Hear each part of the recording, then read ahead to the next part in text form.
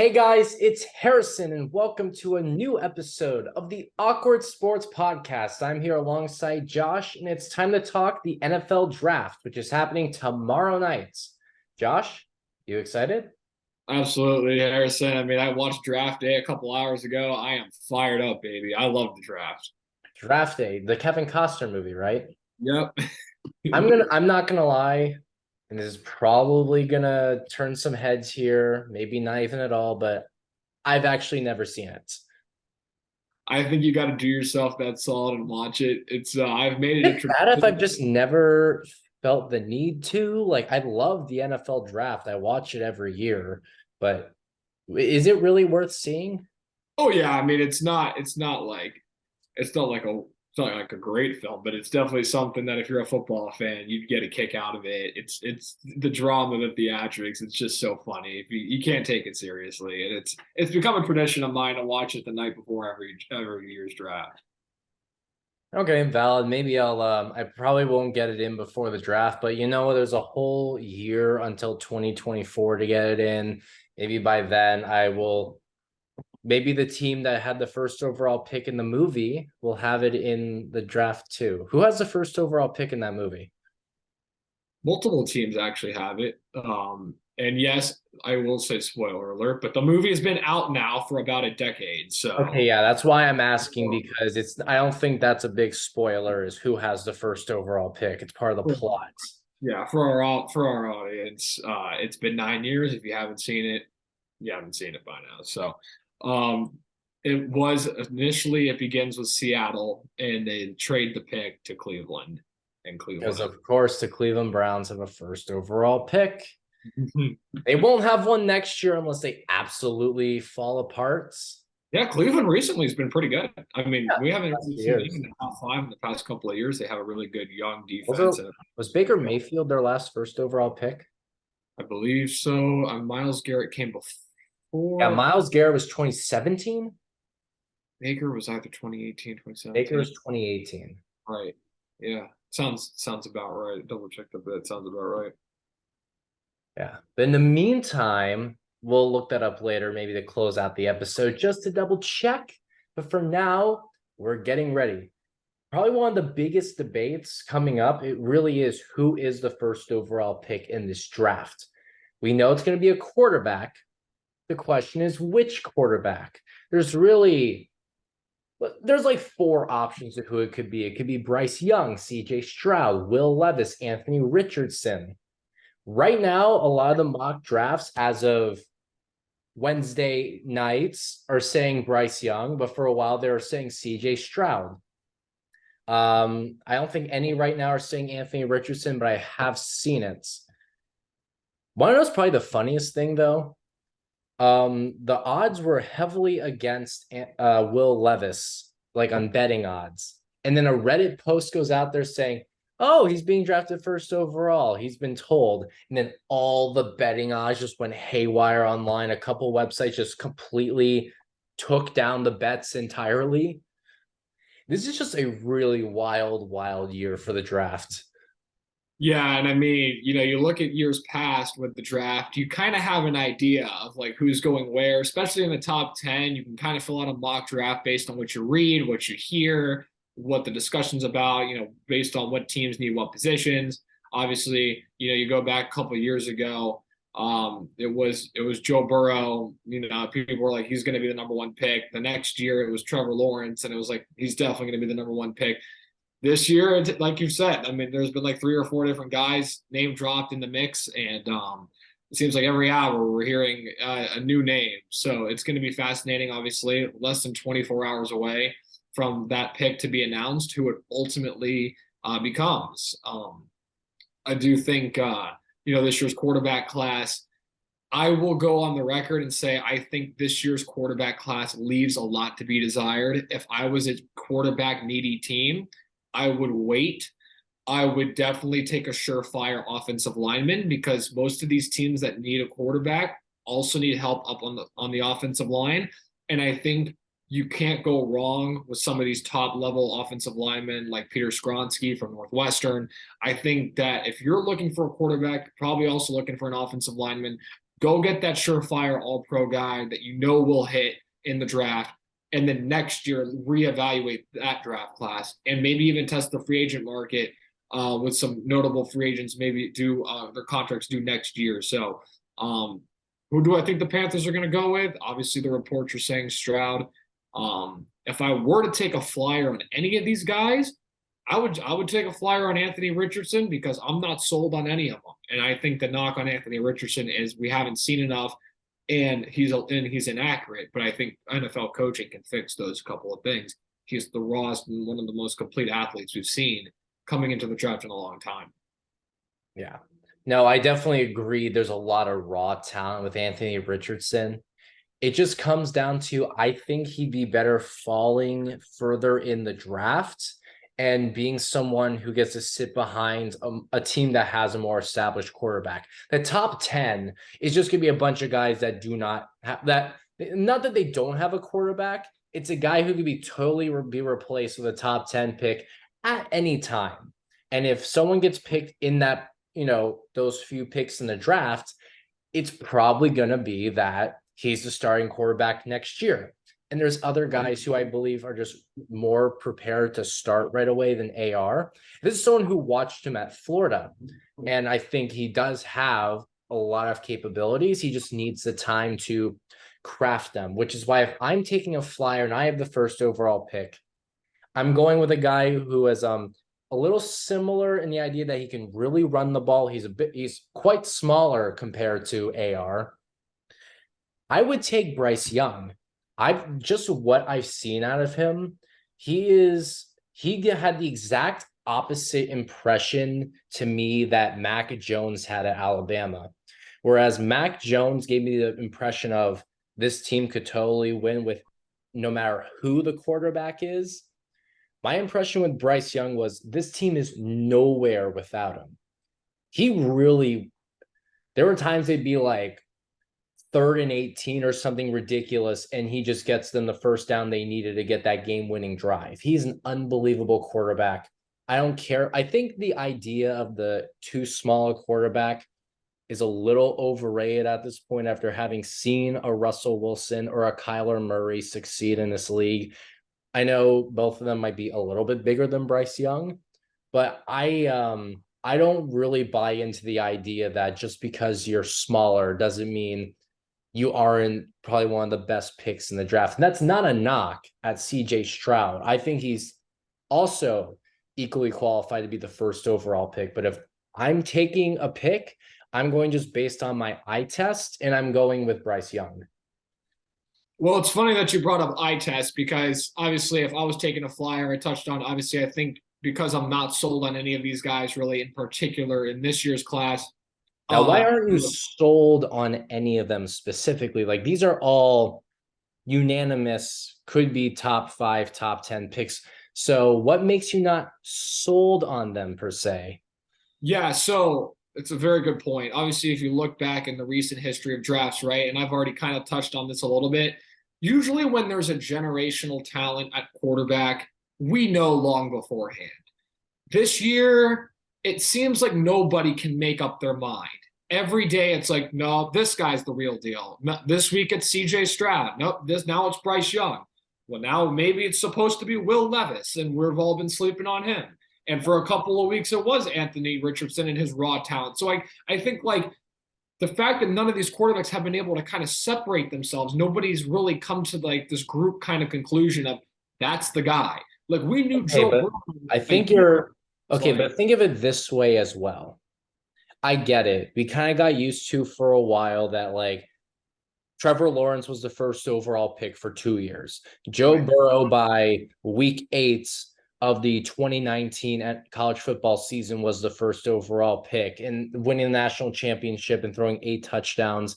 I believe it was the Fiesta Bowl was just icing on the cake. Is it that none of these guys can set themselves apart because they're not good enough, or are they all that good that it's that tight of a race? Like, think about it that way. Yeah, no, I do think that's a great point, and it's definitely a thought that I have come across before. But even in that Burrow draft class, right? Justin Herbert was in that class, and I had my opinions on people were like, oh, Joe Burrow's the guy at number one. You got to roll with him. And I'm looking at that roster and I'm thinking they have Jamar Chase, they have Justin Jefferson, they have Clyde Edwards-Helaire, they have all sorts of weapons. And that offense was a complete juggernaut that just wasn't going to be stopped by anybody. And you looked at Justin Herbert, and he was over at Oregon, and he didn't have those weapons. And I saw in his arm talent just popped off the screen to me. And I'm like, this is the guy you want to roll with coming out of the draft. And both quarterbacks, Herbert and Joe Burrow, have been successful early on in their careers. I think that class was a very talented quarterback class where it was like what you brought up. Maybe it's that tight of a race where all these guys are really good. And the fact that like going up into that class, it was like, no, it's clearly Joe Burrow is going to be the number one pick. That year, I felt like there was more weight to it. Watching college football this past year, I didn't see a lot from these guys that I thought were these guys, like the skill sets were going to immediately transfer into the NFL. I'm not saying that these guys are all going to be busts. I just don't see generational franchise changing talent in any of these guys like I saw in multiple of these quarterbacks a couple of years ago. And branching off of that, realistically, if I do think like the one that I think will actually make it, is probably CJ Stroud, the way he kind of tore apart that Georgia defense, which we haven't seen anybody do in the better part of 700 days. So the way he played that game in the college football playoff semifinal against the Dogs, I thought that was a clinic. And had Marvin Harrison Jr. not gone down, maybe they do go ahead and win that game. But at the same time, the test scores came out, like the Wonderlic test scores. I don't know how much weight some people put into those, others don't. And he had like the rumors said that he had like an 18% on that. That concerns me, just for the fact that as a quarterback, when obviously you know this when you go play college, but then you go to the pros, you're getting a War and Peace sized playbook. You have to learn all those new plays. You have to know what every receiver is doing on every route, all the audibles, checks, whatever you want to throw in there, whatever else you want to throw in there. So that kind of concerns me about Stroud. So it's like, if I can't really be certain about him, obviously, you know, the Bryce Young, I get the cliche with his size. I didn't see a whole, I mean, I know a lot of people loved what they saw from Bryce Young. I might have been like in a camp on my own. I wasn't overly wowed by him. I'm not to say that he wasn't great, but more so like I felt like everyone was kind of dubbing him as like the next big thing. Whereas we looked at Heisman Trophy races in multiple years and it was like, well, we got to give it to somebody. Guess we'll just give it to him. And it didn't feel like he kind of ran away with any of those like Burrow did in LSU a couple years ago. And obviously, even though Lawrence never won a Heisman, his arm talent popped off the screen, and I saw special in those guys. But again, I do think that's a point that can be weighed. Maybe they all are all just that good. I'm willing to lean on the side of I think that there's a lot of flaws in each of these quarterbacks games, and I don't think any team can really make up their mind on which ones they value more so than the others. Now, how much do you think all this is just smokescreen? Like, were the Carolina Panthers, like they traded up because they have to have either one or two guys in mind. You don't just trade up because it's like, well, you know, we just felt like having the first overall pick. I forget which pick they had before the first. They had, I know they had they had the 7th pick. Yeah, they were sitting at pick 7. They made the trade with the Chicago Bears. Right. But what was crazier than that was they made the trade up, and then like a week and a half later, you get rumors about now is Carolina going to trade down from 1 to say, you know, are the Colts going to trade up to 1? Or the Seattle Seahawks going to trade up to 1? There were a lot of these rumors that suggested that the Panthers, after they traded up, were going to trade back down. So it's almost like maybe they met with some of the guys and they're like, maybe we traded up too soon. Maybe we actually don't really know who we want. And maybe, but then again, you know, I like to think also each of these guys might know who their guy is as well. And it could just be if you have the first overall pick, you have a chance to wave it over someone's head to see if maybe they want to trade up for their guy. Because there is because you know the guy you want has a very good chance of falling to 4 or 5 or 2 along those lines, just because this is such a wild card of a year. And honestly, I think it's more fun that way, I agree. not knowing that because the last few years, it's like, you sit the whole 10 minutes for the first overall pick and you already know who it's going to be. So it's like, just say it's Kyler Murray, just say it's Trevor Lawrence or Joe Burrow. Though I will say last year, I was not expecting Trayvon Walker to go to the Jags, but that's probably one of the first times in a few years where you're expecting somebody else and they actually say the wrong, not the wrong name, a completely different name. Let me rephrase. There's no wrong answer here per se. In the end, like if you like a guy, you like a guy. So we'll see. It could be Carolina really does wait the full 10 minutes because they don't know. But I just feel like you trade up when you know who it is. And even if they're rumoring trading down, it could also be, hey, we trade up because we know our guy, we want our guy. But if it seems like maybe he's a guy who could fall a couple of spots, here's a chance to trade down, maybe get some capital back and still get who you want. Right. And I mean, even to touch on your point last year, like didn't know about if Trayvon Walker was going to go one of the Jaguars. I mean, if you looked at that year's class, it really wasn't a quarterback heavy draft class going in. It was defense all the way. It was. And I think this year is kind of like, all right, we're over a year removed from the quarterback thing. And I think we're kind of trying to force that narrative this year, where I feel like it'll come more naturally next year. I think barring, injuries, obviously, I think we already all hold up. I wouldn't say they're really forcing the idea of it being quarterback centric this year. It is absolutely is. It's just not the typical year where you know who the first overall pick is. I'm not saying next year can't be a centric too. Who knows? Caleb Williams out of USC could by the end of the season be the consensus first overall pick. And I would say he already is right now, but obviously that can change. Like, what makes you think they're forcing it to be a quarterback centric draft this year?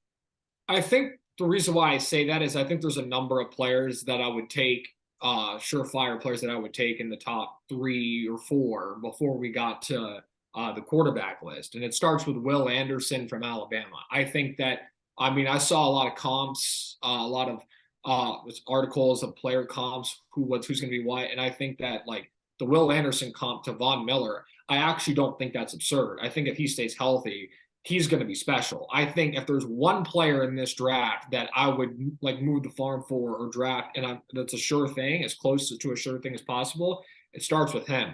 I love Peter Skronsky from Northwestern. I think he's the best offensive lineman in this draft.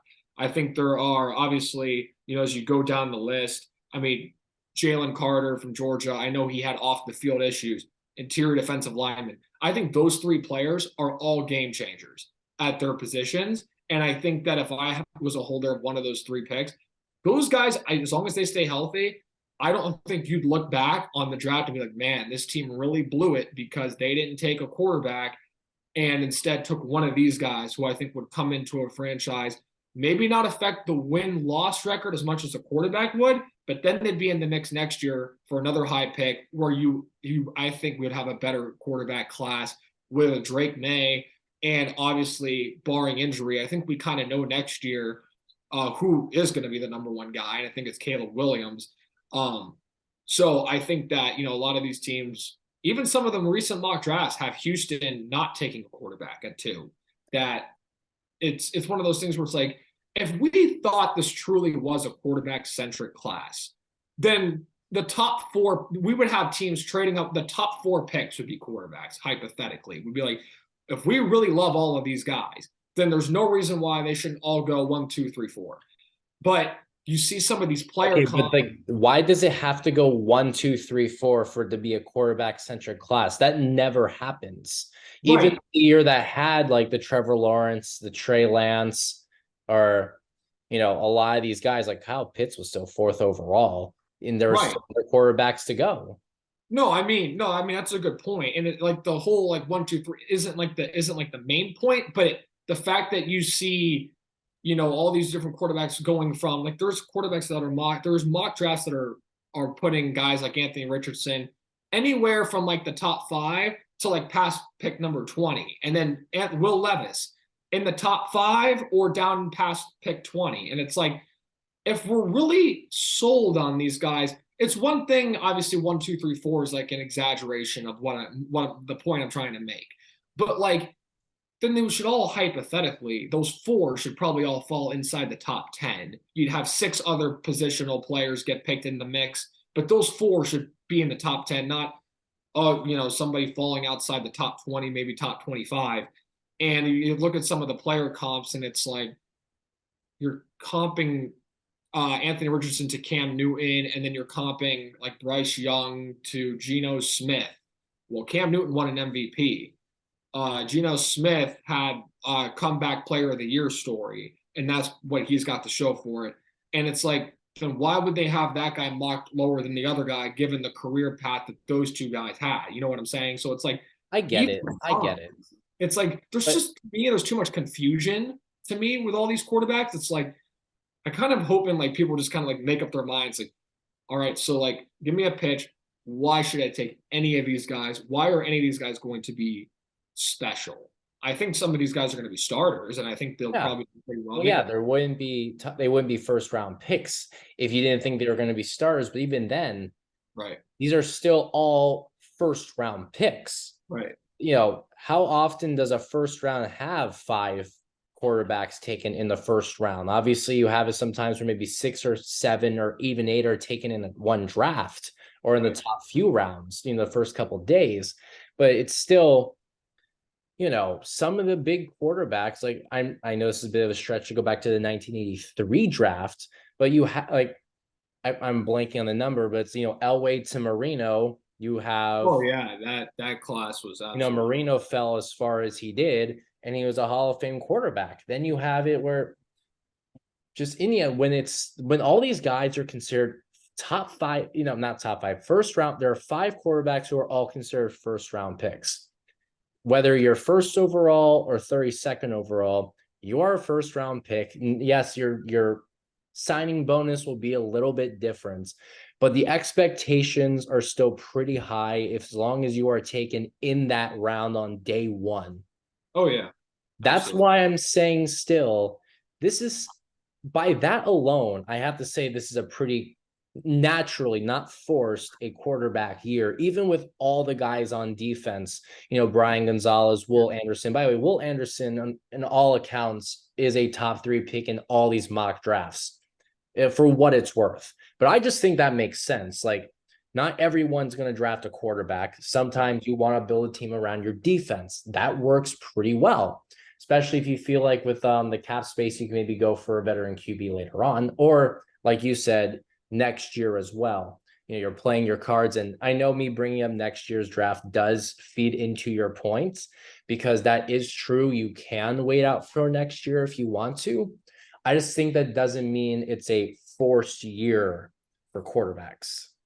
Right. And no, I think you make a lot of good points there for sure. I think my last point on this topic is more about like where the league has been going, right? So in recent years, obviously last year's draft isn't the best example, but you see like teams are willing to forgive themselves a little bit more than they have been in years past, where like, well, one, you see like as years go by, less and less running backs are taken in the first round. Right. You still see corners taken in the first round, very high too. And I'm not sure how long that's going to continue to last. But as years go on, you're going to see quarterbacks just naturally, because of how valuable the position is and the way the NFL has changed their rules to help quarterbacks.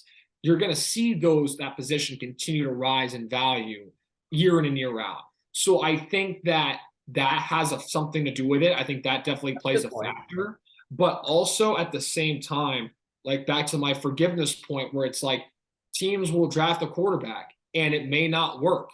The mindset is, well, we can still draft the guy in the first round high, and like we'll give him a year. And if it doesn't work, we'll take another one next year. And we'll just keep going through that cycle. And then you're left with a team that's kind of struggling to rebuild, because like the Colts, like in the 80s and the 90s, couldn't hit the quarterback until they finally got Peyton Manning. They tried Jeff George. They tried Elway. He said, no, thanks. I'm not going to play for you. So, I mean, you're going to start seeing more of that, I feel like, just because teams know how valuable it is and they're going to swing for the fences per se on the position as opposed to maybe the best player available. And the reason why I think it's being forced is I think a lot of the best players available in this year's class aren't the quarterbacks, even though we are kind of putting them in the top 10. If I made a big board of my top 10 athletes, I don't know how many of these guys would be in the top 10.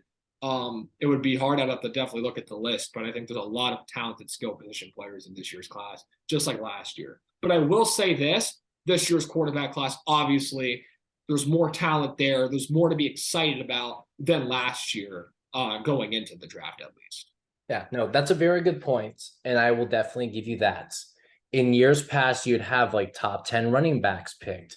I'd say even if you go back like 4 years ago, like before he was drafted, Najee Harris is probably a top 10 pick, not late round first pick going to the Steelers. Just because of the, like, again, you talk about who are the top athletes. He was definitely one of them going into the draft, and he was still like the 24th pick or something like that. Oh, yeah. Always, position, the value of each position really does matter. And look, nowadays it is the quarterback. You can't, it's like a goalie in hockey or your fullback in the first half of the 20th century. If you don't have your guy at that one position, you're probably not going to win anything unless, I don't know, the 2002 Bucks. There's not a lot of teams that just win because their defense got 3 or 4 touchdowns in the Super Bowl. But I'm going to ask you 2 questions, and I'm going to answer them before we run out of time. First question is, who is going to be, in your opinion, the surprise pick to go the highest that no one thought was going to go as high as they did? Oh, man. Get your second question ready, because that is definitely one I have to think about here. Definitely. I mean, if you look at some of these, mock drafts, they're all, they're moving players around. You've obviously heard the talk about Bijan Robinson, but I'm gonna kind of flip it a little bit. I don't know if this guy's gonna go very high, but this is a guy I'm very high on. I love Dalton Kincaid, the tight end from Utah. That's a skill position player, and I think tight end is such a vital position to have. Obviously, this is for teams that already have a quarterback. If I was sitting in the middle of the pack and I had a quarterback, and let's just say, for an example, Jacksonville Jaguars, they were sitting there at 24, and they have Trevor Lawrence, and Dalton Kincaid's available. That is somebody I think you draft at 24. I think you could draft. I think he's a top 15 caliber player in this year's draft. I think he's going to be a star. I think he's going to be one of the best tight ends in the league. So that's somebody I really like. And if he went very high, it would not surprise me. And I think would be a great pick for any team who picks him up. Yeah. And